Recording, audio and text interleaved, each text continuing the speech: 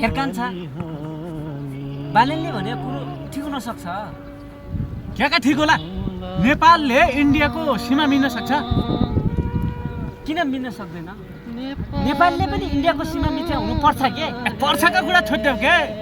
तथ्यमा कुरा गर्ने हो जस्तो तुम्रो दिमागमा के होला भनेपछि नेपालले इन्डियाको सीमा मिचिकन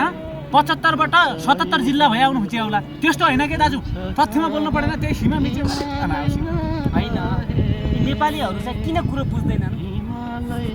त्यतिकै नाना थरीका कुरा कमेन्टमा बस लेखेछन्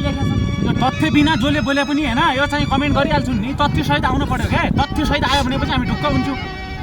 नेपालले सीमा मिचेको कुरा छोड्दियौ तैँले मेरो खेतको सीमा नमिचिरहेको छ तँलाई छ नि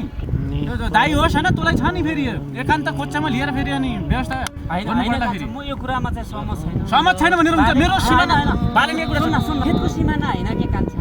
नेपाल र इन्डियाको सिमाना त्यो कुरा छोड्दे अब दुई दाइभाइको लडाइँ पर्न सक्छ तैँले मेरो खेतको सिमाना मिचिरहेको छ के नेपालकै कुरा छोड्दे मेरो धान कम हुँदैन एकछिन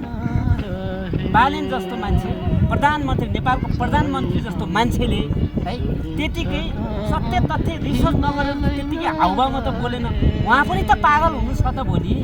है यो कुरा पनि त हामी जस्तो जनताहरूले त बुझ्नु परेन जनताहरू किन भेडा भइरहेछन् त्यतिकै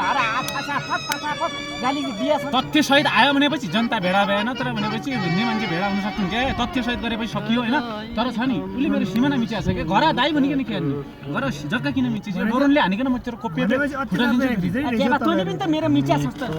यतिदेखि तेरो यतिदेखि मेरो क्या त्यतिदेखि छैन यसले हानेर फेरि कोपिया फेरि म हातो गरिदिन्छु विचार गरे ल हान डोरन तेरो हान म थापिदिन्छु ल हान 1.5 लाख तेरो जान्छ हान प्लिज हान के हान